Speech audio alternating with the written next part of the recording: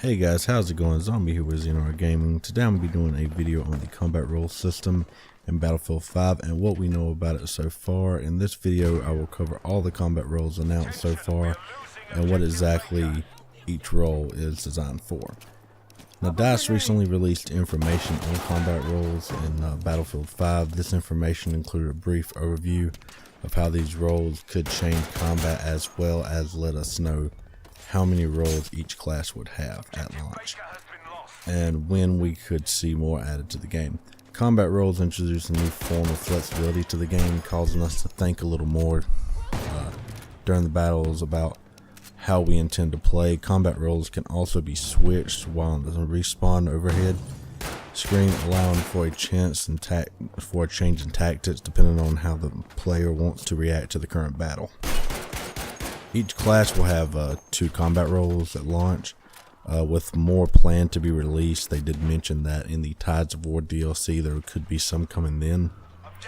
Each class has one role that's unlocked as a default, with the second one as a unlockable after you play with that class for some duration of time. For the first combat role set we have, we're going to look at the 2 combat roles for the infantry class. The first combat role, which is the default for the assault class, is light infantry. This role comes with the traits Scavenger and Battle Hardened. Scavenger will allow for you to grab more ammo, guys, from both defeated enemies and fallen allies, where Battle Hardened allows for you to regenerate your health higher than any other combat role at launch. Now, the light infantry role is designed to get you into the fight. With the light infantry, you will be able to battle the new Attrition system. With Scavenger, you'll be able to grab more ammo than anyone else around you during firefights, allowing you to put more bullets on target, giving the opportunity for more kills. And with the Battle Hardened trait, it gives you the chance to revive when you're out of gunfire or when you're not getting hit. It gives you the ability to regen your health more than anyone else after you take a damage. The next role is the Tank Buster. This role comes with the traits Tank Painter and Tank Scrapper. Tank Painter allows for any vehicles damaged by this combat role to be marked. This will of course point the vehicles out to any allies on the ground, allowing for them to either assist in destroying the vehicle or letting them know which path to take in order to evade it if they are not properly equipped to go on the offensive, as well as any friendly pilots who might want to assist you from the air. With a bomb and run, you can just spot the vehicle by damaging it, and then they can start that main bombing run or that strafing run, whatever they want to call it, with the vehicle as the main target, or at least in their path. Next, we have the Tank Scrapper trait. With this trait, you will be granted additional requisition points on the destruction of any enemy vehicle, which can assist your squad in calling in some of the perks, such as the supply drop that can be used to hold a position, or even possibly calling in the devastating V1 rocket that can quickly clear an objective, allowing for your team to go in and take that objective. I noticed a bunch of these being used in the beta. There was one time we had about 6 drop within 30 seconds. It was ridiculous, but it was awesome, and these are very awesome rockets and I love them.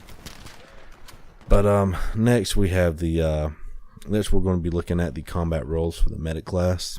The first combat role, which is the default for the medic class, is the field medic.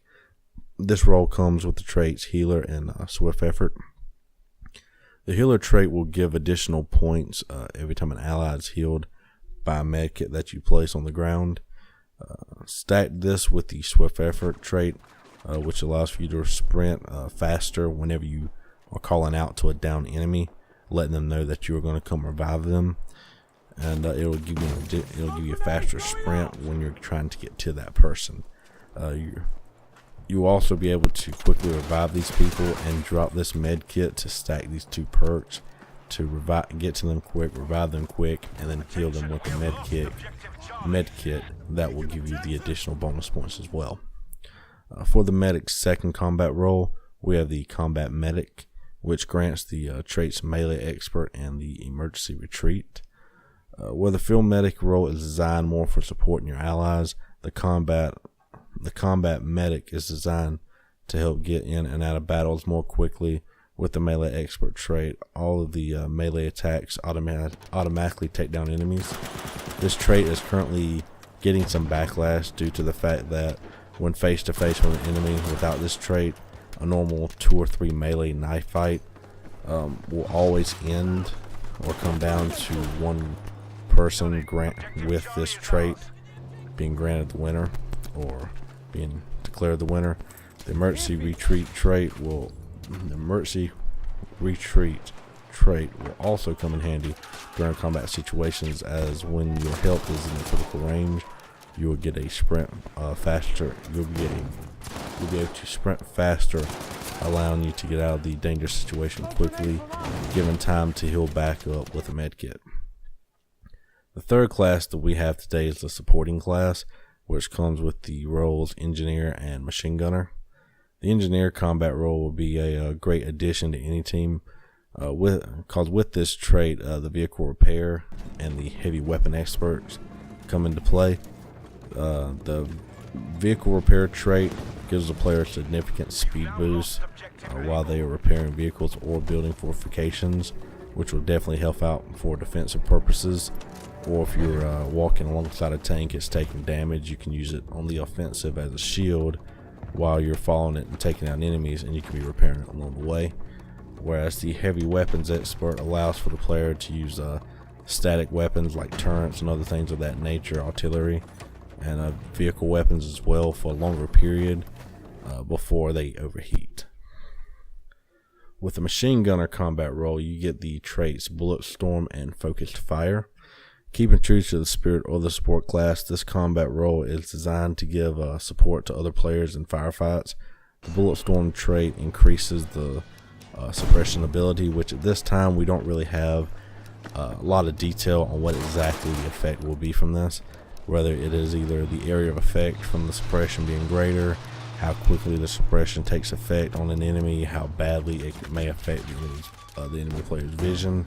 The Focused Fire trait is also a supporting trait, as it marks enemies that the player is suppressing, allowing for allies to know where they are, to know that's where they need to throw grenades, or take them out, flank them, whatever they need to do. But one is designed really to suppress these enemies more effectively, and the other is designed to point out and say, hey, I'm suppressing them, they're over here, this is where you want to be looking at, this is where you want to be aiming. But for the last but not least, we have the recon class, which will come with both the sniper and the pathfinder combat roles, both playing to the strengths of the recon class. Starting off with the accurately named sniper combat role, the player will receive the traits steady hand and expert marksman. The steady hand trait grants the player the ability to hold their breath for a longer period of time, getting a few extra seconds to line up shots, as where the expert marksman trait complements this by as well. So what this does is when you land headshots on the enemies, it will actually extend the period at which the steady hand, I guess what they're calling it, is in effect. So with one trait you'll be able to do it for longer, and with the second one, as long as you're hitting headshots, which I know is easier said than done when you're referring to multiple enemies, then you're going to be extending that even further. But for the last trait that we have, the last combat role we have at the launch of the game, we have the Pathfinder combat role, which comes equipped with the traits Advanced Scouting and Vanguard. Now, the Advanced Scouting is probably the most controversial trait on the list right now. It comes with the ability to spawn on any allied squad leader, as well as any allied spawn beacon, causing many to worry about the ease that enemy snipers will be able to just dominate certain areas when only one squad leader or recon beacon will be all that is required for an area to be flooded with more recon players than might be seen normally if they had just to get to those locations themselves. With our last trait, we have the Vanguard, which will grant the player, the recon player, with bonus points every time a recon beacon that they place is being used. So with the first trait, any recon in your squad or any person in your squad. But not only that, any recon and any other squad on your allies can actually use the recon beacon, giving you an additional boost of points, considering there's so many more people who can possibly be getting to that location, giving you that bonus. That's it, guys. That is all the information that we currently have on the combat roles that will be in Battlefield 5 at the launch of the game in November. If you guys enjoyed the video, please leave a like and subscribe to the channel, as I'll be bringing more updates to you guys on any changes made to these classes and combat roles, and along with any other new information about Battlefield 5 in the future. Thanks for watching. Really appreciate it. I hope you liked the video, and I will see you in the next one. Thanks.